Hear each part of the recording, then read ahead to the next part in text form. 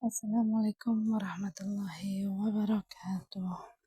Alhamdulillah, puji syukur kehadirat Allah Subhanahu wa Ta'ala yang mana kita dapat berjumpa kembali di channel Adibaku dalam keadaan sehat walafiat.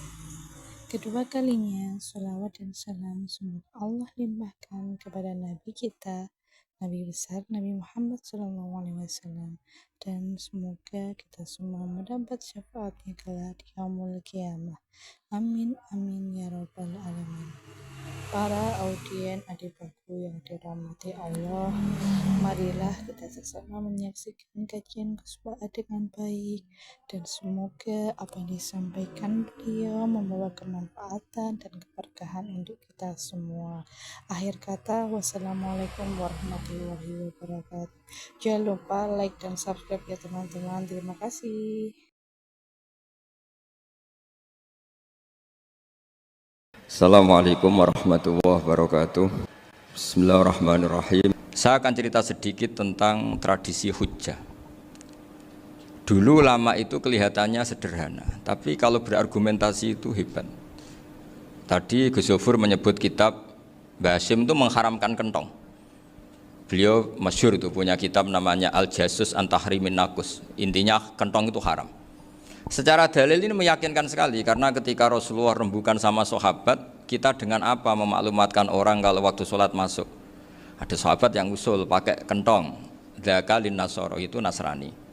Ya pakai buk itu semacam trompet besar, dzakalil Yahud. Kemudian ada yang usul kalau gitu api ya Rasulullah, dzakalil Majus. Sehingga dari hadis itu Mbah Hasyim berpikir kentong itu haram. Tapi Mbah Fakih Mas Kumambang itu mengkritik Mbah Hasyim dengan ngarang kitab Hazurru'us an Tahrimin Nakus. Jadi beliau ngomentari kitab itu sambil geleng-geleng kepala.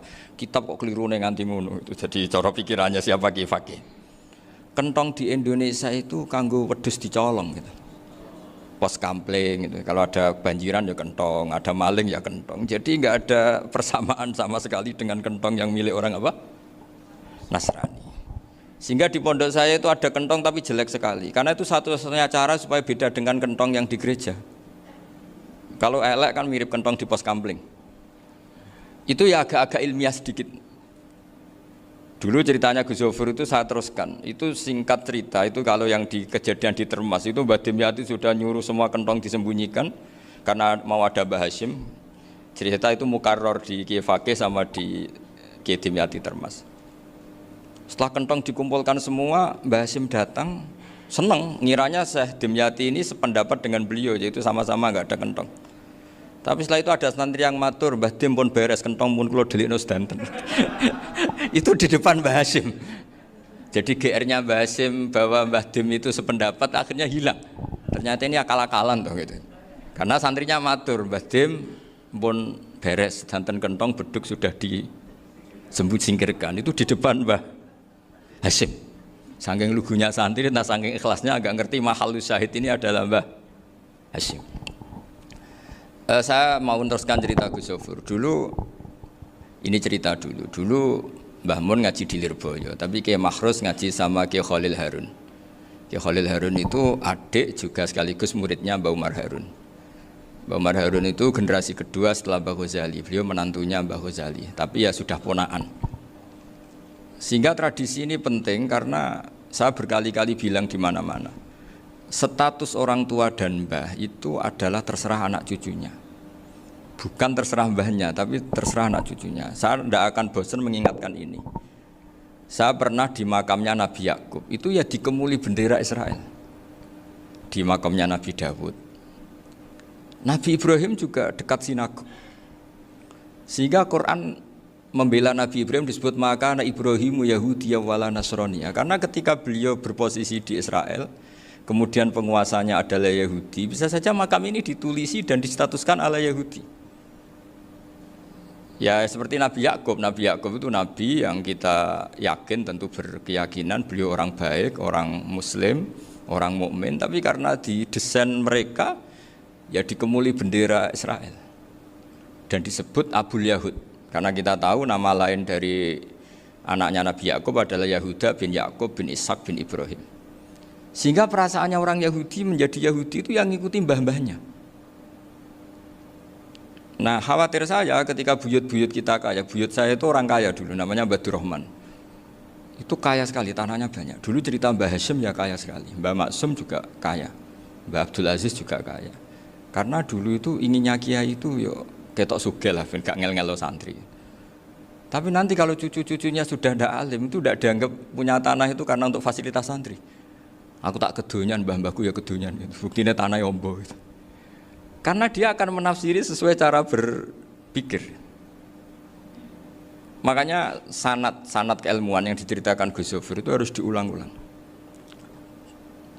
Kalau nggak diulang-ulang, maka kita akan berpikir sendiri untuk menafsirkan Masyayikhon al-Kiram atau Ajdadan al-Kiram.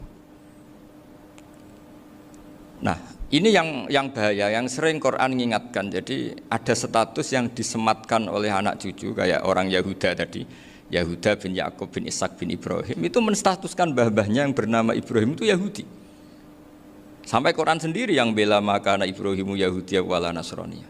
Karena secara geografis sekarang Ibrahim di Israel dan otoritas itu juga milik mereka, sehingga mereka bisa masang-masang atribut yang menunjukkan kalau itu Yahudi.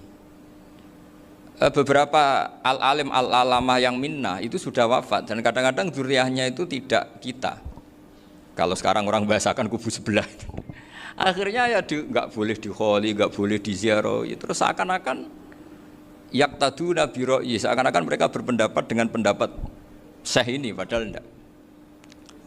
Nah sehingga tradisi ketersambungan sanad tadi baik secara genetik atau secara asbab itu harus terjaga. Saya beberapa kali banyaklah sering diceritain Mbah Mun. Dulu Mbah Munawir ini cerita ya, Mbah Munawir itu saking senenge kitab, ben santri ini iso ngaji kitab. Itu kalau ada alumni Lirboyo alim disuruh baca muin di sini itu Mbah Munawir ikut. Saking ingin tasjeknya, ingin ngajari santri bahwa ngapal Quran itu hafal tok, tapi yo faham. Dan penggalinya Mbah Munawir itu sampai klimaknya dulu Mbah Zaini itu nate nikah sama Nyai Komariah kalau nggak salah, binti Karim, binti Manap. Punya putra Gus Habib, Gus Toha yang diantara putrinya dinikahi Gus Rozin ini. Terus akhirnya kesampaian juga ketika Mbah Munawir punya mantu alim alama namanya Mbah Ali Maksum, angsal Nyai Hasyimah. Sampai pondok Kramjak ma'ruf bil ilmi, terutama ilmu sorof dulu karena Mbah Maksum itu komplain, fa'ala yafulu kok terus fa'lan ya, fa'ala yafulu ya uf'ul gitu kan, masuk fi'il kok jejer isim gitu. Jadi dulu kata Mbah Mun itu ada persaingan ilmu sorof, sorofnya Mbah Maksum Ali Kuaron sama Mbah Ali Maksum Jogja. Jadi walian tok, yang satu Maksum Ali Kuaron, yang satu Ali Maksum. Ya itu dulu saingan ngarang sorof. Nah ini yang menang siapa? Ya terserah duriannya. Kalau duriannya keren ya menang karena terserah yang kampanye. Saya bayangkan adekan Mbah Zubair tidak punya anak sealim Mbah Mun, mungkin kalau Mbah Zubair juga tidak sewow kalau punya putra Mbah Mun. Karena saya berkali-kali bilang kalau dalam syair Arab itu kama takarroma, kadang dilafatkan kama tasyarrofa bi Muhammadin adnanu. Orang berpikir Adnan itu siapa? Itu karena ada Nabi Muhammad SAW. Orang mencari-cari Mbah Mun itu mencari Mbah Zubair karena ada Mbah Mun. Orang mencari Mbah Dahlan karena ada Mbah Zubair. Wong kok alime ngono iku bapake sapa? Wong kok alime ngono iku putune sapa?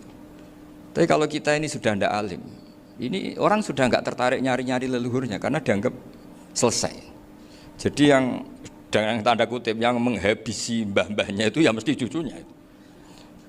Ini mau ngamuk, mau peringatan, tapi ini juga peringatan pada diri saya sendiri. Jadi sehingga zuriyah ini penting. Kenapa para nabi mesti donga zuriyatan thayyibah? Kenapa selalu berpikir tentang zuriyah? Wa ja'alaha kalimatam baqiyatan fi aqibi.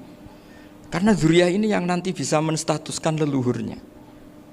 Seperti tadi cerita Mas Maftuh, ini tak puji betul, saya hari ini tidak ingin gojlok supaya kewalian saya tidak tergerus oleh kedoliman. Saya pernah diceritain Gus Zofur, juga sering baca buku tentang Mbah Maksum. Dulu Mbah Maksum kalau wasiat kembali ya gitu, kamu harus NU dan harus mempertahankan NU, tapi tidak dengan cara membenci Muhammadiyah. Dulu Mbah Mun juga sering cerita, dulu Mbah Hashim itu ngaji Syekh Mahfud. Nah Mbah Ahmad Dahlan dulu namanya Darwis sering ngaji sama Syekh Khotib Minangkabau. Zaman itu Syekh Khotib sudah modern, sudah ikut gerakan Abdu, gerakan Almanar. Sehingga bawaannya Mbah Ahmad Dahlan ini agak agresif. Yang Mbah Hashim karena hanya mulazim di Syekh Mahfud, hanya sesekali ngaji Syekh Khotib, beliau lebih seperti itu. Dan dua beliau ini sama-sama pernah ngaji Mbah Soleh Darat di Semarang, Mbah Hashim sama Mbah Ahmad Dahlan yang dulu namanya Darwis. Jadi ini masih min minuskatin wahidah mimam bain wahid. Sehingga kita tidak kaget ketika Mbah Ali Maksum mengomentari Muhammadiyah itu masih ahli sunnah wal jamaah. Makanya nanti terakhir saya baca kitabnya Mbah Ali dan sering saya pelajari. Andai kan kita ini sepakat dengan ilmu, ya kita tahulah. Kalau Abu Hanifah itu tidak kunut, Imam Syafi'i kunut, berarti kunut itu mazhabnya Abu Hanifah, bukan mazhabnya Mbah Ahmad Dahlan. Apa tidak kunut itu mazhabnya Abu Hanifah, bukan mazhabnya Mbah Ahmad Dahlan. Kita kunut itu mazhabnya Imam Syafi'i, bukan mazhabnya Mbah Hashim. Ini semuanya masih dalam bingkai ilmu. Adzan qobla subhi juga riwayatnya jelas. Tidak adzan ya sudah perilaku kita sudah jelas. Dulu Mbah Mun sering didik kita gitu. Saya sering dengar cerita kalau dulu Pak Arif Fakhruddin begitu hormat sama Mbah Ali, apalagi dzuriyahnya Mbah Azhar Basir, karena beliau dulu do ngaji di Termas. Dulu itu enggak ada masalah karena semuanya dianalisis pakai ilmu.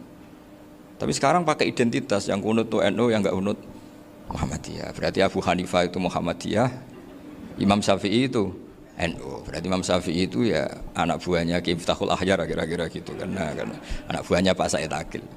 Kan terus jadi repot. Dulu kita ini pengagum ilmu, bukan pengagum perbedaan. Sehingga di sini yang saya kagum dari sekian ceritanya Mbah Ali Maksum, supaya kitab ini to the point, supaya nggak lama-lama karena waktunya juga. Nanti kalau kemalaman ini kena semprit ini sudah. Ini diantara yang diceritakan Bali itu unik. Imam Syafi'i itu sering tawassul, sering wasilah sama siapa itu? Abu Hanifah. Ini sudah tak petakan, saya baca yang sensitif lah, so yang ini ya. Ziyar al-Babus Samin, terus sebentar ini yang bab tawassul.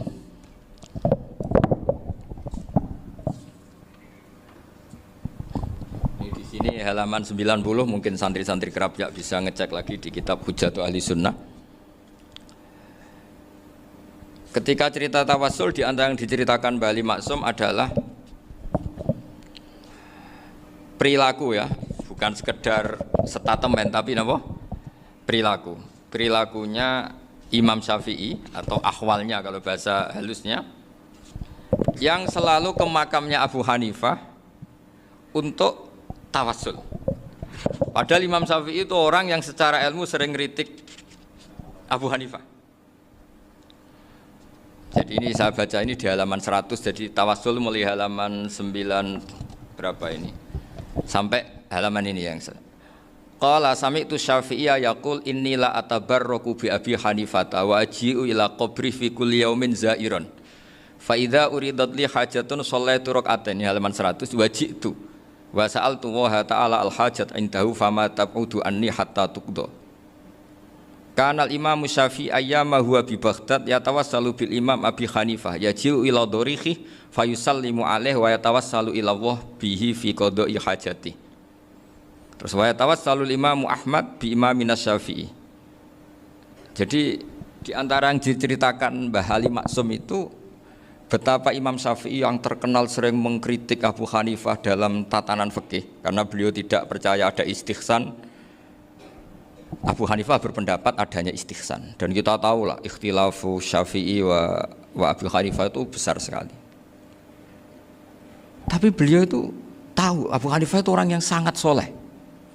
Abu Hanifah itu kalau ketemu sama orang yang utang beliau itu yang lari bukan yang utang Abu Hanifah, karena takut orangnya itu izin. Jadi kalau ketemu yang utang di jalan itu yang sembunyi itu Abu Hanifah. Kenapa engkau sembunyi? Ada yang utang saya lewat, nanti orangnya malu. Jadi setingkat Robi'ah Adawiyah itu beliau di rumah ada maling itu sembunyi. Ditanya kenapa engkau sembunyi? Malu, gak ada yang dimaling. Malu sama malingnya karena serumah itu gak ada barang yang layak dicolong gitu. Itu Robi'ah dia sembunyi. Itu yang bisa niru itu Abu Hanifah.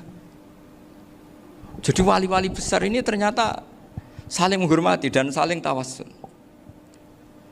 Nah saya berharap tawassul ini bukan sekedar perilaku sosial, tapi memang ada sanatnya. Sehingga terus diceritakan Bali di sini dulu istaqa Umar bil Abbas. Kata siapa tawasul harus dengan Rasulullah sallallahu alaihi wasallam? Dulu istaqa Umar bil Abbas. Sayyidina Umar itu tawasul istisqa dengan Sayyid Abbas. Padahal kita tahu Sayyid Abbas ini tidak nabi. Terus beliau cerita sampai Imam Syafi'i tawasul sama Abi Hanifah. Sehingga gak ada perdebatan itu kan Umar. Kalau Umar kan ada jaminan boleh diikuti karena beliau sahabat. Bali cerita tentang Imam Syafi'i yang tawasul dengan Abu Hanifah. Seargumentatif itu. Sehingga ada cerita dalam sebuah tafsir. Ya saya ulang lagi, ada cerita di sebuah tafsir. Kenapa Nabi Musa ditanya Allah, wa matilka biyaminika ya Musa? Ma'ana wa ta'ala a'lam. Tentu Allah sangat tahu yang dibawa Musa itu apa. Karena Allah tahu Nabi Musa itu grogi. Orang dipanggil Wali Maksum pasti grogi, santri dipanggil Mbah Mun pasti grogi. Kenangan saya setiap dipanggil Mbah Mun ya mesti tanya, yang ringan-ringan, wis sarapan ya. Arung sarapan ya sarapan. Pas sarapan ya kan tanduk mangan sing enak, wong santri ora tau mangan enak. Ya enggak pernah ngomong yang penting, ngendikan yang penting. Nah, karena Nabi Musa ini grogi, ini sebagian tafsir. Itu ditanya yang ringan, sake iku nggawa apa? Karena pertanyaannya ringan, Nabi Musa juga ringan. Ya Nabi Musa itu sampai lali iku pangeran sing ya'lamu sirra wa akhfa. Diterangno. Niki tongkat Gusti. Gunane kathah Gusti tongkat iki. Qala ya aso ya atawakkau 'alaiha wa ahusyu biha 'ala ghanami wa liya fiha ma'arifu ukhra. Oh, tongkat Gusti niki penting Gusti. Nggih nak nggih macam-macam lah Gusti. Atawakkau 'alaiha wa ahusyu biha 'ala ghanami kangge menghalukan. Masih terangno terakhir dan yang lain-lain Gusti. Wa liya fiha ma'arifu ukhra. Sehingga akhirnya rileks. Karena Nabi Musa terus ngerti. Ternyata ketemu pangeran itu gak seserem yang saya bayangkan gitu. Pertanyaannya ringan. Itu ada ilmunya. Tapi cerita ini yang versi tafsir ini tidak yang seperti di Manaqibul Ghazali.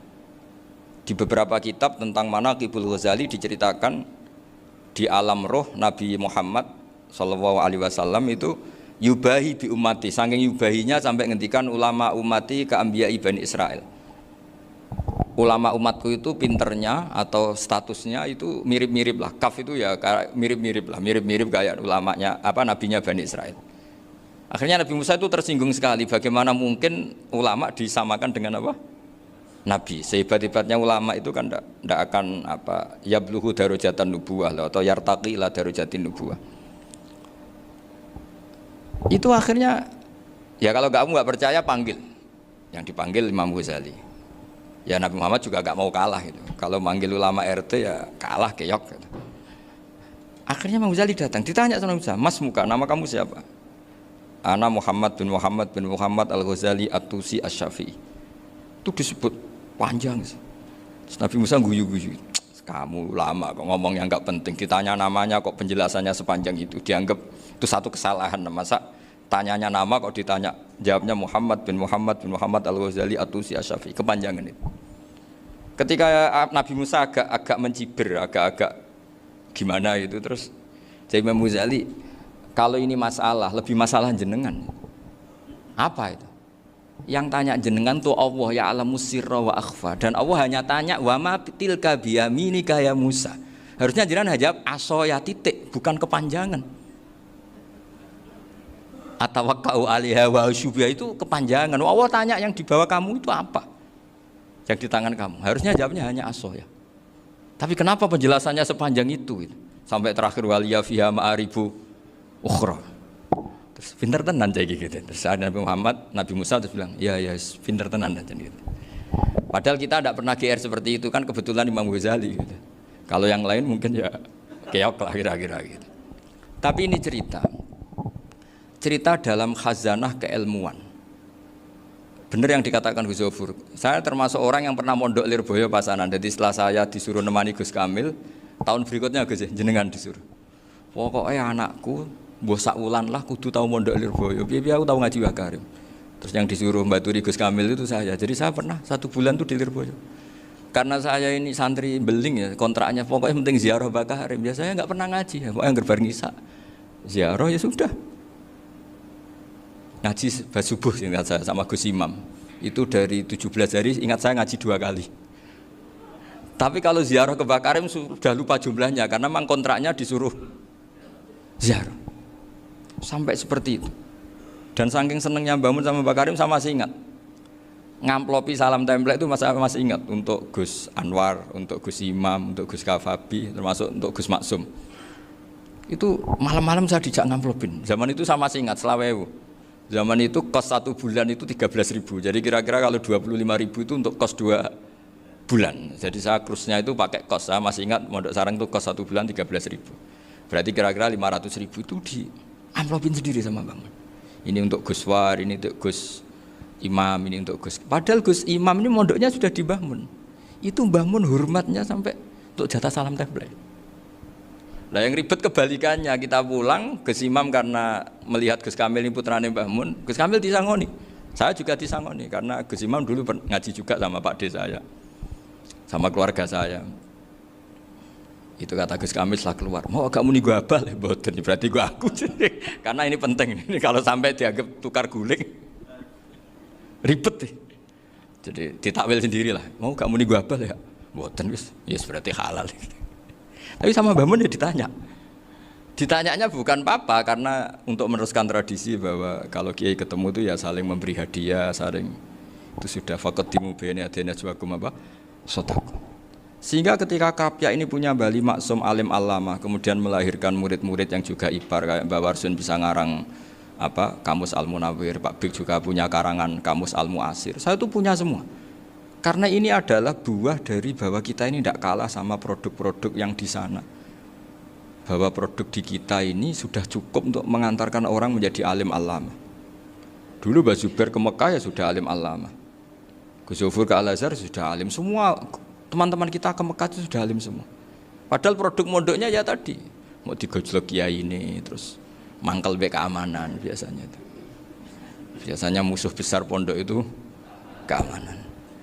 Jadi ya bukan berarti gojlok ibunya Gus Maftuh enggak, biasanya keamanan itu musuhnya apa? Banyak. Itu tradisi keilmuan itu harus dijaga dengan hujjah dan dengan tadwin, dengan pembukuan. Saya punya sekian cerita ya, misalnya dulu kita mungkin iskal itu janggal. Kenapa sih orang Islam tukaran sama orang Islam itu? Sehingga di antara doa Nabi yang enggak dikabulkan Allah, enggak boleh dikabulkan sama Allah enggak boleh, bukan berarti enggak mustajab. Redaksinya famana aniha, memang enggak boleh. Redaksinya bukan falam yastajib lahu tapi famana aniha. Di Al-Marrah As-Salisa ini Nabi dilarang, yaitu melarang umat Islam itu jangan sampai tukaran sama umat Islam sendiri. Itu kata Allah, ya enggak bisa kata Allah, kalau itu enggak saya kabulkan. Itu dulu guru-guru kita nyontohkan sederhana. Kira-kira kalau saya tukaran wek Gus Zofuru, Mbah Mun luwih ikhlas dibanding ditukari wong liya. Nek ana kakak ditabuk adik, wong tua luwih ikhlas dibanding ditabuk tangga. Barokahnya membaca kita lebih mentoleransi. Kalau ada Mbah Hashim dikritik Mbah Fakih Mas Kumambang, kita ikhlas itu. Tidak dikritik guru PAUD itu kan. Atau dikritik orang-orang yang enggak bisa ngaji. Artinya ternyata keliru kita bilang kiai kok tukaran, justru bagus kiai tukaran dibanding kiai dikritik guru PAUD atau dikritik orang-orang yang enggak bisa baca kitab. Akhirnya barokahnya baca kita menjadi tahu. Dulu Mbah Mun sering cerita, ini masih cerita silsilah ya. Jadi Mbah Ali Maksum tadi kita tahu di antara guru besarnya Mbah Ali Maksum tentu Mbah Mahfud Termas. Beliau adalah adik dari Kiai Mahfud Termas. Mbah Dimyati ini adik Kiai Mahfud Termas. Itu punya saudara namanya Abdul Razak, juga punya saudara namanya Dahlan, itu yang membawa Thariqah Syadziliyah di Solo Raya, yang sekarang alhamdulillah diteruskan Gus Wafi. Dulu di antara pesannya Mbah Mun ke saya, hak Wafi kandani kon ziarah ning Mbah Dimyati. Mergo Thariqah Syadziliyah dulu itu yang bawa keluarganya Mbah Dimyati. Jadi semuanya ini masih dzurriyyatan ba'duha min ba'd. Nah pesan saya karena tadi Mbah Munawwir yang termasuk orang pertama yang bawa Quran, bawa qiraah sab'ah. Kenapa saya bilang termasuk? Karena kalau bilang paling pertama ini nanti butuh data. Dan itu agak kerepotan. Tapi yang jelas mimman istahara lah. Mimman istahara yang membawa sab'ah ke sini itu adalah Mbah Munawwir. Terus beliau ngajarkan diantaranya ke Mbak Arwani pakai kitab Satibi, pakai kitab Nazmus Satibi. Terus Nazmus Satibi itu diteruskan oleh Mbak Arwani, ditulis. Yang nulis dulu Mbah Dola Salam. Bapak saya itu murid Mbah Dola. Dulu Mbah Dola sebelum ke Mbak Arwani ngaji sama Ki Said di Sampang. Bapak saya sebelum ngaji di Badola sudah hafal Quran lewat buyut saya sendiri namanya Ki Zubaidi. Yang Ki Zubaidi akhirnya jadi menantunya Mbah Ahmad Syuaib. Jadi buyut saya kandung ini namanya Sofia, itu angsal keluarga Lasem, yang adiknya Sofia ini punya adik Badiah yang jadi ibunya Ki Sahal. Terus Ki Sahal punya Mbak Yu namanya Muzayanah, punya di garwa Ki Mansur punya anak Gus Qayyum. Jadi dulu ibu saya, ibunya Gus Sofur, ibunya Pak Maftu itu semuanya di Lasem. Karena saya dari keluarga Gen ya Lasem, dari keluarga sanad guru ya Lasem. Tapi Lasem Badawi itu dulu ngajinya di Mbah Umar Harun di Sarang. Nah, Mbah Umar Harun ini menangi Sayyid Ahmad Zaini Dahlan. Sayyid Zaini Ahmad Zaini Dahlan ini punya cucu keempat yang hidup di Sedan, terus makamnya di Lasem, namanya Habib Haidar, itu yang nulis biografinya Mbah Maksum. Mbah Maksum bukan Bali, biografinya Mbah Maksum. Itu ditulis oleh Habib Haidar, namanya Haidar bin Hasan bin Sodaqoh bin Ahmad Zaini Dahlan. Nah, Habib Haidar ini menantunya Sayyid Hamzah Sato. Hamzah Sato itu Hamzah bin Abdullah bin Umar. Itu kakaknya Sayyid Abi Bakar Sato, Sohibul I'anah. Nah, Sayyid Umar ini yang dulu ngajari mbahnya Mbah Mun namanya Ahmad bin Syuaib. Nah, di antara ajarannya adalah baca kitab-kitab kecil yang bisa dihafal. Dibawalah ke sarang jadi metode muhafadzah. Tapi kemudian lama-lama oleh pondok itu jadi syarat kenaikan kelas. Dulu nggak ada muhafadzah untuk kenaikan kelas ya, supaya orang alim itu harus hafal. Lama-lama dipakai syarat untuk muhafadzah. Jadi semua ini sanad harus kita ingat supaya kita bisa menjaga tradisi. Termasuk tradisi ini kiai seneng jagungan, terus ngomong rapat penting. Itu juga sanad. Setahu saya Mbah Mun itu kalau ketemu bapak ya guyon terus. Saya punya kenangan tuh yang dulu agak iskal tuh begini. Ada isu lah, entah isu entah hoax entah apa, ada kaji itu agak beling itu, pokoknya beling lah gitu. Seneng siapa itu, rondo lah apa itu. Pokoknya beling gitu. Ketika Mbah Mun dilaporin tamu kalau kaji itu beling sama rondo itu, Mbah Mun tanyanya lucu. Lho ayu no cung. Wahyu banget Mbah. Wahyu. Itu bapak juga bakas ayu nih. Dulu saya sekali ini kiai kok bakas wong ayu, bakas budine barang lah kira-kira gitu. Tapi setelah saya tambah alim, tambah ngerti itu, kata bapak gini, ya apik bakas ayu hak timbang iya no malah qadzaf.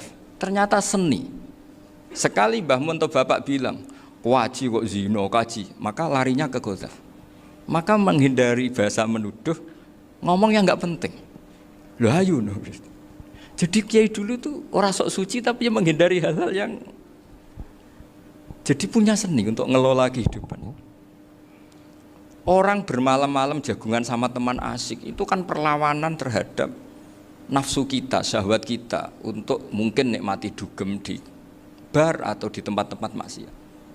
Itu setan di Indonesia tuh kakuati sama Ki Jawa. Orang supaya tidak tertarik maksiat itu Ki Jawa cukup ketemu kancane masak terong guyon, gejolok-gejolokan zaman mondok, sewengi lulus sangka maksiat. Bar wis tutup. Perlawanannya sederhana, nggak pakai tahajud, nggak pakai wiridan, karena Ki Jawa juga koyoknya rapati potongan ahli ibadah gitu, itu jagungan gitu. Jadi setahu saya itu pernah lihat Bali itu sekali ketika beliau ngisi ceramah di Mbah Hamid Bedowi, saya masih kecil diajak bapak.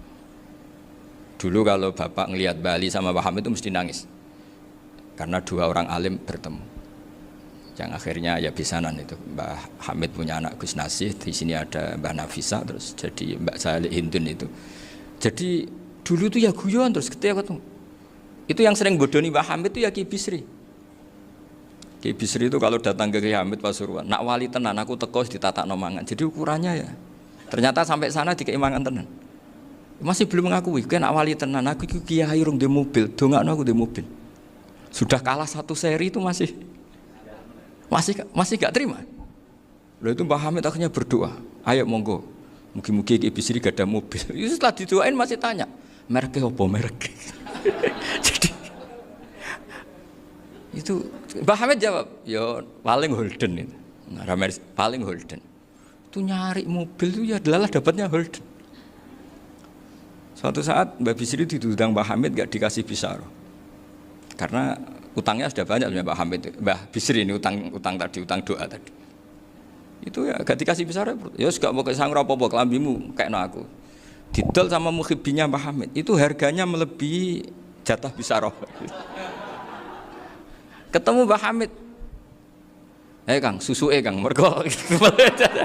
Jadi dulu itu rileks, makanya ini yang diceritakan Gus Zofur. Sebetulnya kalau kiai-kiai itu bersanad itu ya rileks, hidupnya itu rileks. Karena rileks ini perlawanan terhadap kemungkaran. Saya dulu musyawarah sering sama Gus Zofur usul fikih. Itu jelas di antara yang ditulis Lubil Usul itu.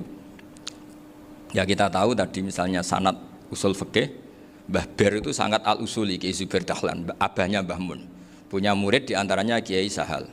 Kiai Sahal punya karangan Thariqatul Husul fi Syarhi Lubil Usul.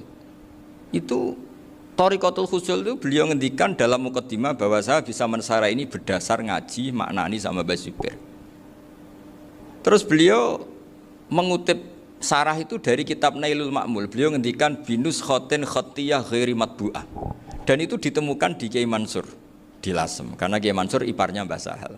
Mansur bin Khalil itu diantara katibnya Syekh Mahfud. Jadi semuanya ini sambung. Mbah Ber saking ahli usul fikihnya, kalau ngajar usul fikih itu kalau guyon takriran saya ini lebih memahamkan ketimbang sarah. Ya sudah, terus Mbah Zubair Kiai Fakih, terus Syekh Mahfud.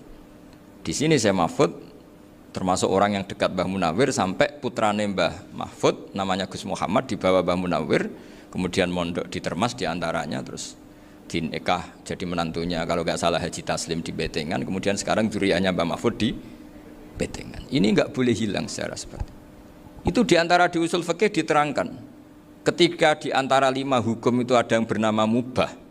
Mubah itu boleh dilakukan, boleh ditinggalkan, dan kalau dilakukan ya tidak berpahala, tidak disiksa. Itu ada ulama yang protes. Protes nggak bisa seperti itu. Itsma min mubahin ila wa tahaqqaqu bihi tarku haramimma. Fa'il zamu minas sukun tarkul qatli wa minas sukut tarkul qadaf. Tidak bisa, mubah itu tidak ada. Kalau kiai jagongan semalaman, itu Allah ngitungnya itu hada taroka dugem, wahada taroka delok dangdut, wahada taroka kada wa kada. Oh, itu luar biasa. Dan kita ngikuti yang seperti itu saja. Gak usah tahajud, gak usah witir telulas kaya ora kuat timbang gremeng wis. Sewengi jagongan, setan ngenteni kita tergoda maksiat, ternyata maksiatnya sampai tutup, kiainya masih apa? Jagongan. Jadi jagongan saja ada ilmunya bahwa itu perlawanan terhadap tarkul ma'asi. Sehingga bagaimana Anda katakan mubah ini mubah, toh gunanya adalah tarkul haram. Meskipun efek mubah juga bisa tarkul wajib, wae bojo blonjo turu. Karena wae ngrumat ibuke turu. Itu halal wajib. Jadi mubah itu resikonya ya bisa tarkul wajib, bisa tarkul haram. Sehingga kalau sanad ini terjaga secara baik, secara kultur, saya sering juga sakuan sama Gus Zofur, itu mesti tak niati gitu. Jagungan wong alim kuwi ibadah, dan menikmati ibadah adalah dakbul auliya wa dakbul ulama. Kata Imam Ghazali, pada akhirnya waqud buhadatin al istilzat bil mubahat.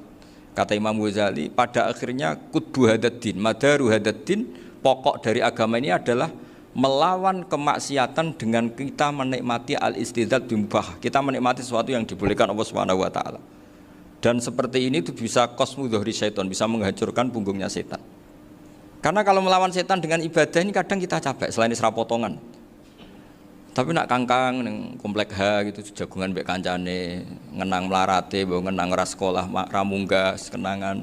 Sing ra munggah diarani istiqomah. Gitu kan. Diarani tulus zaman, sing munggah dianggap kesusu. Saya ini punya pondok Quran, kalau ada yang hafal 3 tahun mesti digojolkan saya ini. Gak apik kesusu.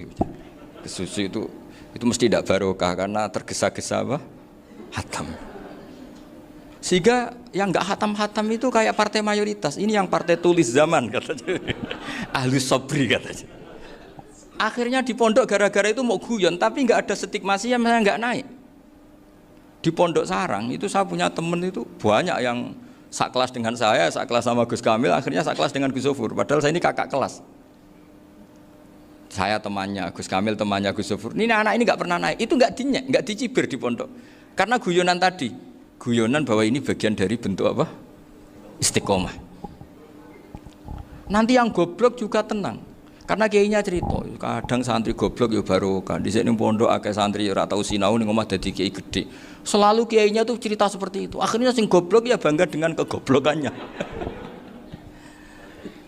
Iya, jadi kiai itu orang yang meskipun guyon ini Barokahnya Masya Allah. Dan setahu saya kiai-kiai alim itu ya senengannya guyon, karena tadi guyon itu luar biasa.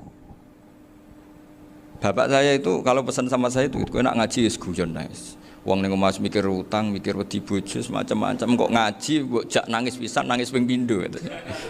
Sudah jak guyon ae. Paling gak lali.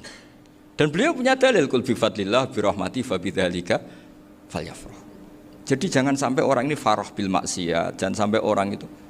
Dan ini yang saya kenang dari sekian cerita murid Mbah Ali Maksum ya senangane guyon. Gejol-gejolkan mbek santri guyon.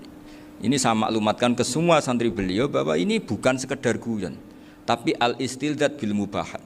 Ini adalah perlawanan terhadap setan karena banyak orang bisa senang tuh kalau nunggu maksiat. Ini bisa senang dengan sesuatu yang tidak maksiat. Itu kayak apa hebatnya? Makanya Nabi itu kalau ketemu sahabat ya sering ngendikan yang ringan-ringan. Ya Umar ma'afalan duher jong mana piye ije. Kalau ketemu anak kecil ya. Nanti ketemu yang tua-tua yang sudah enggak bisa mikir ya cerita-cerita saya mohon sekali murid-murid kerap ya. Jangan hanya ngaji fikih. Kalau hanya ngaji fikih itu posisi Abu Hanifah itu seakan-akan nyuwun sewu orang yang sangat tidak ahli hadis. Karena beliau di situ kelihatan kalah sekali dengan Imam Syafi'i. Apalagi di perdebatannya Muhammad bin Hasan Asy-Syaibani dengan Imam Syafi'i itu kelihatan sekali betapa Abu Hanifah itu orang yang nyuwun sewu ditinggalkan dalam ilmu hadis. Sampai beliau hanya dapat gelar min ulama ahli ra'yi, termasuk ulama yang kuat logikanya. Juga harus baca kitab-kitab seperti ini. Ternyata di balik Imam Syafi'i mukhalif pada beliau di bab-bab fikih, perilakunya sangat hormat. Sampai beliau itu kalau tawassul ke kuburannya Abu Hanifah. Dan beliau ngendikan an-nasu fil fiqhi iyalun ala Abu Hanifah. Semua orang yang ahli fikih itu masih anak buahnya Abu Hanifah. Saya berkali-kali cerita, mazhab Syafi'i itu alatut tadhir hanya dua, yaitu alma wa turab. Abu Hanifah nambahi wanar. Alasannya Abu Hanifah orang mukmin yang dosanya banyak itu dibakar di neraka, dan alasannya Allah litadhirihim untuk mensucikan mereka. Sehingga pikirannya Abu Hanifah an-nar itu min alatit tadhir. Apa yang terjadi ketika bata itu batu bata yang dibakar di situ campur teletong campur apa-apa itu kalau sudah mazhab Abu Hanifah selesai sudah suci karena sudah ngelewatin pembakaran. Meskipun kita tidak akan kalau kehilangan air terus wudu dengan api bisa bunyak semua itu. Tapi apapun itu menjadi solusi. Sehingga saya punya kitab namanya Ikhtilafu Malik Ikhtilafu Malik wa Abu Hanifah atau Ikhtilafu Syafi'i ma Abu Hanifah. Itu kelihatan sekali kalau Abu Hanifah itu nyuwun sewu posisinya kalah. Karena yang ngarang orang-orang Syafi'i. Tapi kalau melihat kitab-kitab kewalian, misalnya di kitab Mizan Kubro ini juga sering disebut kisah itu Mbah Ali Maksum tentang Imam Sa'roni. Berkali-kali beliau mengutip Mizan Kubro. Itu Abu Hanifah adalah orang yang sangat mukasyafah. Artinya ketika Nabi cerita air wudhu itu menjatuhkan dosa, tidak ada air wudhu yang jatuh ke kamu kecuali saat itu juga dosa kamu jatuh. Itu beliau datang ke Madharota Kufah. Kemudian beliau bilang sama si orang tua tadi, tub anizina. Orangnya terus bilang atubu minazina. Ada lagi pemuda datang dibilangin tub an ukuki walideka. Terus bilang tub tu an ukuki walidaya. Sampai yang terakhir ada tub an simai alatilahwi atau an samai alatilahwi. Terus tub tu an samai. Ketika orang itu ditanya, kenapa engkau begitu tahu dosanya apa? Saya tahu air wudhu ini menjatuhkan apa. Jadi kira-kira kalau zina mungkin ya batang babi lah. Kalau hanya sekedar melihat mbak-mbak mungkin ya curut atau tikus lah kira-kira gitu. Nak dulu sediluk ya mungkin ya tikus cilik gitu. Nak dulu suwi ya tikus werok itu atau apalah. Pokoknya beliau itu tahu. Tapi anehnya Abu Hanifah apa? Setelah itu dia nangis minta muka safahnya ditutup. Ya Allah, saya ini muka safah kok malah menjadi tahu sawatil mukmin. Padahal aturan syariat jenengan man satara musliman satarahu bahwa enggak baik melihat jeleknya orang mukmin. Minta ditutup. Makanya saya ini bangga ada muka safah. Makom yang kita sampai sekarang itu makom setelah Abu Hanifah muka safah. Jadi Abu Hanifah repot-repot muka safah, minta makomnya ditutup tidak menjadi muka safah. Dan alhamdulillah kita sudah tidak muka safah sebelum minta ditutup. Jadi kita ini keren. Keren karena aturannya itu man satara musliman satara huwa, yang tidak tahu aibnya orang muslim maka Allah akan nutupi aibnya di akhirat. Dan kita alhamdulillah barokahnya tidak muka safah, tidak ngerti aibnya orang mukmin. Jadi kita harus pakai patokan ilmu. Saya ulang lagi, kita harus pakai patokan. Makanya saya tahu betul ketika Kiai Hamid Pasuruan, beliau dulu ngaji Jamul Jame, ngaji Juman, Bali Maksum di sana sama Gus Habib, sama Gus Muhammad bin Mahfud. Termasuk mbah saya kandung dulu Kiai Sidik, mbah saya yang dari itu juga ngaji di Termas. Bapak saya dulu Kiai Nur Salim ngaji di Buyut Baiti. Dulu itu kawin juga sederhana, kayak cerita Gus Zofur. Jadi bapak saya kandung itu Kiai Nur Salim itu ngaji di Mbah Baiti. Mbah Baiti itu adik kandungnya buyutnya saya dari ibu. Nah, Mbah Bidi itu teman akrabnya mbah saya namanya Kiai Nur Sam, Mbah Nur Sam. Singkat cerita terus Nur Kiai Jorabi nak Arabekno itu. Setelah bapak saya ke Badullah mau ditawarin jadi mantu, kata bapak saya kula pun dipek mantu Mbah Bidi. Akhirnya dapat ibu saya itu. Karena ibu saya itu cucu Mbah Bidi, cucu lambung. Jadi mbahnya ibu saya itu Mbak Yunya Mbah Bidi.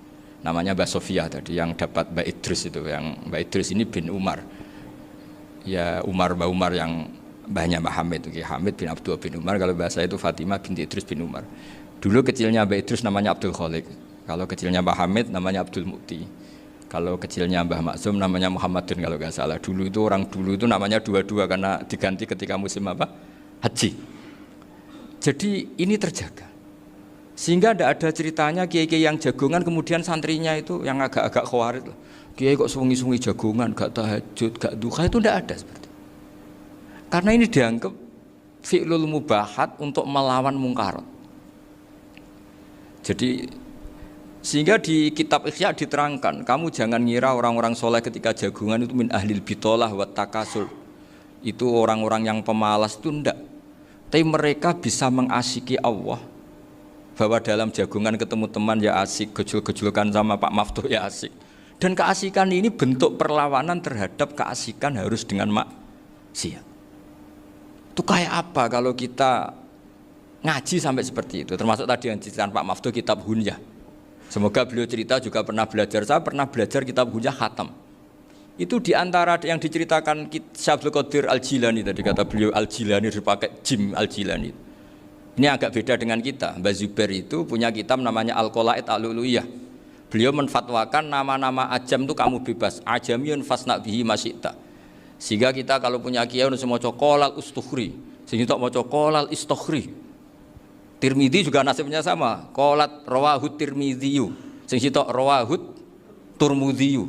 Yang satu rawahut Tarmidziyu. Ya karena kita keluarganya Tarmidzi apa enggak gitu. Makanya kata Mbah Mun sama masih ingat. Kata cerita Gus Zofur tadi, adabnya Gus Zofur itu cerita tentang keluarga ibunya. Padahal keluarga ibunya juga orang-orang soleh yang luar biasa. Itu kata Mbah Mun, kowe roh jenenge Imam Bukhari tahu ya. Jenenge sapa? Saya nyebut Muhammad bin Ismail bin Ibrahim bin Mughirah bin Bardasbah. Lah iya Bardasbah mbok waca Bardisbah yo. Lah cara kene mbok Parmin mbok Parlan. Jadi Bardisbah mbok Bardasbah iku cara kene yo Parmin Bapak. Iku rak Mbah Fadl Senori dadi kabeh diwaca Arab. Jenenge Mbah Umar Harun. Dhisik yo wong sarang Mbah Harun mbok Kirun yo ora roh wong dhisik yo wong kuno. Jadi kalau versi Mbah Fadl termasuk yang pertama bikin nasab Mbah Maksum itu tulisannya Mbah Fadl yang dikutip Habib Haidar tadi. Ya saya seperti Gus Zofur juga mencari-cari hubungan ulama-ulama di Jawa. Itu Mbah Mun kalau bicara mbahku ono sing jenenge Kiai Serut. Kalau ditulisannya Mbah Fadl itu Syaraf. Jadi Mbah Fadl itu fanatik orang-orang alim itu ditulis Arab, kalau Mbah Mun itu Jawa. Dulu itu ada wali seto di daerah saya. Dulu orang ya janggal, ternyata ada sato itu kesamaan di Arabnya itu. Sehingga kiai-kiai itu ada fanatik Tirmidzi, Turmudi, Tarmidi, Jilani, Jailani karena ajamiyun fasna bihi masyita. Jadi kalau nama-nama ajam semonggo lah baca sekenanya sementing. Cuma mungkin tahqiqnya benar Pak Maftuh tadi memang di Mu'jamul Buldan itu Al-Jilani bikasri jim ya sudah kita baca Al-Jilani. Sebab itu kayak Pondok Pelosok Lirboyo itu menurut saya bagus. Orang itu maknani betul sama gurunya. Kalau sarang enggak. Kalau Pondok Lirboyo, pondok yang tadi ternyata keluarga Mbah Munawir sini pernah bisanan yaitu Mbah Zaini pernah nikah sama Nyai Komariah ya kalau nggak salah, punya putra Gus Habib ya, Pak Toha dan sebagainya. Itu betapa hubungan pondok Quran sama pondok kitab dulu itu nggak pernah terputus. Bapak saya setelah hafal Quran itu dulu ngaji Mbah Zubair. Jadi bapak saya sering ngutip mu'en apa. Padahal bapak saya itu terkenal tuh. Beliau cita-citanya itu saya ingin hafal Quran kayak hafal Fatihah. Beliau itu sampai sepulahnya sekali. Karena beliau inginnya hafal Quran kayak hafal Fatihah. Termasuk murid terbaiknya Mbah Dullah bapak saya. Itu ya ngaji kitab. Sehingga kata Mbah Mun, jadi Mbah Munawir de mantu Bali Maksum, itu ya sudah dipenggali. Sudah dipenggali dituruti pangeran. Lahirlah seorang Bali Maksum yang membawa. Tadi dulu itu ya Gus Muhammad yang ngaji di Termas, nanti Mbak Arwani sebelum ngaji di sini ngaji di Tebuireng. Sehingga Mbak Arwani bisa ngarang kitab. Beliau ngarang kitab tentang sab'ah. Faidul Barokat namanya. Ya nulisnya ya fasih ya. Saya punya tulisan tangannya Mbak Arwani itu banyak. Saya juga punya tulisan tangannya Mbak Hasyim Asy'ari ketika nyurati buyut saya yang di Damaran itu pakai bahasa Arab. Jadi dulu itu Mbah Ali Maksum juga sama, surat-suratannya dulu sama tokoh-tokoh Muhammadiyah ya bahasa Arab. Nah ini harus kita dengar dari abna, dari bahwa Mbah Maksum kemarin yang diceritakan Gus Zafur di Khol Mbah Maksum, kue kudu belo NU, kudu tetap NU, tapi bukan dengan cara membenci Muhammadiyah. Tadi Pak Maftuh menguatkan sanad itu dari Pak Atabik bahwa Muhammadiyah termasuk ahli sunnah wal jamaah. Karena sama-sama tidak sabus sahabat, sama-sama ikromus sahabat dan sama-sama bermadhab. Nah soal akhirnya ada beberapa yang usrapati seneng ngaji, ini yang agak ribet. Tapi kamu tidak usah ngeritik Muhammadiyah agak seneng ngaji, kayaknya juga sama, kita nggak seneng ngaji juga banyak itu. Jadi kalau ngeritiknya masalah itu kan kita ya agak-agak sama. Ya jadi ternyata di sini, terus ini yang terakhir supaya nggak lama-lama, Bali juga punya sisi keras sekali. Jadi dalam hal-hal yang khas ini di halaman 87 itu keras sekali. Beliau ngendikan wahal bi jununun hatta usdira amri lil mu'minin alla yazuru rasulahum.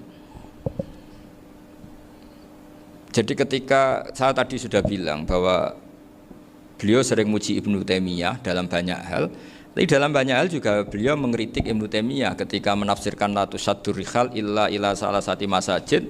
Kemudian Ibnu Taimiyah tidak mentasrekkan, tidak mensunatkan ziarah kubur Rasulullah SAW. Beliau mengkritik. Dan cara mengkritik adalah ngendikan ulaikal ladzina yuriduna ayyahulu bainahu sallallahu alaihi wasallam wa baina ummatihi fi nakhiyatin. Itu adalah orang-orang yang ingin membuat batas antara Nabi dan umatnya. Saya termasuk terinspirasi makalah Bali ini adalah bagaimana Anda mengkafirkan orang Islam berdasar qala Rasulullah sallallahu alaihi wasallam. Wan nabiyyu asyaddun nasi syafaqatan li ummati. Wan nabiyyu akhrasun nas, orang yang paling serius supaya umatnya ini selamat. Kemudian Anda dengan hadisnya Nabi mentafrik bainahu wa baina ummati berdasar dawuh Kanjeng Nabi. Itu cek mentalani. Makanya saya itu enggak pernah keras di bab ini. Misalnya nyuruh saya ada santri sarang yang nakal. Itu saya tidak berani komentar karena saya tahu Mbah Mun itu sangat mencintai santrinya meskipun yang nakal. Saya melihat sendiri bukan jari ada santri yang cara pelaturan pondok itu diboyong karena nakal. Itu Mbah Mun ngendikan begini. Ya cung yo ke diboyong itu cara aturan pondok. Nah aturannya pangeran ngger kowe tobat dadi wong apik ya dadi wong saleh. Ya kowe kudu tetep sering rene, kowe tetep santri kudu dunya akhirat. Soal pondok ya ben ana aturan, ben menjen kowe nakal nemen ya diboyong, tapi kowe tetep wong apik. Jadi karena kita tidak mungkin mentafrik bainahu wa baina talamidhi. Kita tidak mungkin mentafrik baina nabi wa baina ummati karena nabi adalah apa? Asyaddun nasi syafaqatan li ummati. Sampai saking sayangnya nabi itu ngendikan syafaati li ahlil kabair min ummati. Lho koyo apa baiknya nabi? Ora melok nakal, ora melok maksiat, tapi melok nanggung swargane. Iku waktu gali sampean wis kowe utang gak apa-apa, bangkrut gak apa-apa, sing nyaur bapak. Gua sampean ngono top tenan. Anake yo ngawur tenan maksudnya itu, tapi top tenan. Lah nabi ku umate sing dosa iku umate, nabi sing nyuwun sewu, cara Jawane sing kangelan nyafaati. Karena nabi gak boleh dipisahkan dengan umatnya. Makanya kata Bali Maksum, ulaikal ladzina yuriduna ayyahulu bainan nabi wa baina ummati. Itu mereka adalah orang yang ingin memisahkan nabi dengan umatnya. Masa kita ngafirkan umatnya nabi berdasar dawuh nabi? Itu kan sama, saya benci santri Anwar berdasar dawuh Mbah Mun, padahal orang tahu semua begitu sayangnya Mbah Mun terhadap santrinya. Sama juga kamu benci santrinya Bali Maksum berdasar dawuh Bali Padahal beliau sangat mencintai santrinya. Nah, kultur-kultur seperti ini tidak boleh hilang. Kita punya sanad, punya guru, punya keluarga yang sama. Jadi mbah-mbah saya itu orang Tuban, dekat sama posisi Ibrahim Asmorokonti tadi yang diceritakan. Jadi di kampung saya, kampungnya bapak saya itu ada makomnya Siti Syariah, itu mbak kandungnya Sunan Bonang. Dan bapak dulu sering ngajarin ziarah saya ke Mbak Asari. Mbak Asari itu bin Jumadil Kubro, berarti Mbak Asari itu saudaranya Mbak Ibrahim Asmorokonti, gurunya Sunan Bonang. Jadi Sunan Bonang ke Tuban tuh karena disuruh ngaji sama Mbak Asari, Mudin Asari itu yang di Bejagung itu. Jadi ini semua sanatnya itu jelas, aturannya jelas. Kan Sunan Bonang bin Ampel bin Ibrahim Asmorokonti bin Jumadil Kubro lah, yang Mbak Asari ini adiknya Ibrahim Asmorokonti, makomnya di Bejagung di Tuban. Dulu Sunan Bonang sebelum ngaji kemana-mana ngaji di Bejagung itu di Mbak Asari itu. Terus kemudian Sunan Bonang hidup di Lasem, di Pasujudan di Lasem, makanya Lasem banyak orang alim karena ya dulu Sunan Bonang itu diantara aktivitasnya itu di Pasujudan di Lasem itu. Wafatnya kila di Bonang, kemudian mau dibawa orang Madura ke Madura, terus diambil Mbak Asari. Pernah mbahnya karena Muammar Mbak Asari terus dimakamkan di Bonang. Jadi cara berpikir Mbah Ali ini menginspirasi saya. Kita tidak boleh mengkafirkan umatnya Nabi berdasar dawuh Nabi. Karena apa? Itu yang tidak diinginkan Nabi. Nabi itu inginnya yang di luar itu masuk, bukan yang sudah di dalam dikeluarkan. Itu kata beliau, ulaikal ladzina yuriduna ayyahulu bainan nabiyyi wa baina ummati. Orang-orang yang tidak mentasrek ziarah pada Nabi adalah orang-orang yang ingin memisahkan Nabi dengan, dan begitu kias berikutnya, orang-orang yang sidik-sidik muni ini kafir, ini sudah enggak benar, inilah yurja khairuhu, itu orang-orang yang memisahkan. Dan lucunya berdasar dawuh Nabi. Makanya semua kalau sampai ngaji Mizan Kubro, ini kitab yang sering dikutip Bali Maksum, ketika Nabi ngintikan laisa minna man ghasyana, laisa minna man latomal hudud wa syaqqal juyub bada'a bid'awal jahiliyah. Laisa minna min tilkal khoslah. Semua ulama mentafsiri laisa minna fi tilkal khoslah, bahwa dalam hal itu Islam tidak bertanggung jawab. Masa menipu berdasar dibolehkan Islam, kan tidak mungkin. Semua perilaku yang salah disebut Nabi laisa minna fi tilkal khoslah, bukan laisa minna fayakunu huwa kafirun. Tidak ada satu ulama yang mengatakan laisa minna berarti orang ini kalau menipu sudah kafir. Ketika dosa, ya sak dunya kafir kabeh. Siapa enggak pernah menipu? Sekedar pernah. Siapa enggak sering menipu bahkan? Hobi kadang ya rezekinya dari nipu. Lah itu kalau betul maknanya laisa minna terus kafir, semua orang di dunia kafir. Karena siapa sih yang selain Nabi yang enggak, selain Nabi kan enggak mungkin apa? Maksum. Belum lagi menurut teori usul fikih ada nipu yang wajib. Ya kan, misalnya kita orang baik ketemu orang dolim yang memburu perempuan mau diperkosa terus bersembunyi, yang kita tahu, kita wajib nipu apa wajib jujur? Ketika orang dolim tanya, perempuan tadi kemana? Wajib nipu apa wajib jujur? Wajib nipu, karena kalau kita jujur berarti memberi peluang orang dolim menemukan buruannya. Jadi betapa alimnya. Dan ketika kitab Mizan Sa'roni dipakai Bali, dipakai Mbah Mun, saya pernah ngaji Mbah Mun, terus kita tahu maknanya laisa minna fi tilkal khoslah. Sehingga kita tidak mengatakan laisa minna dengan terjemahan letterlek tidak termasuk umatku. Kita tidak akan menambahi fa tafriq fayakunu kafiran, tidak akan selamanya. Karena maknanya laisa minna fi tilkal khoslah. Kenapa kita selalu begitu? Karena enggak mungkin kita memisahkan umatnya Nabi dengan Kanjeng Nabi berdasar dawuh Kanjeng Nabi. Karena Nabi adalah berstatus bil mu'minina raufur rahim. Ya, terus ini mohon maaf sekali ini yang saya bisa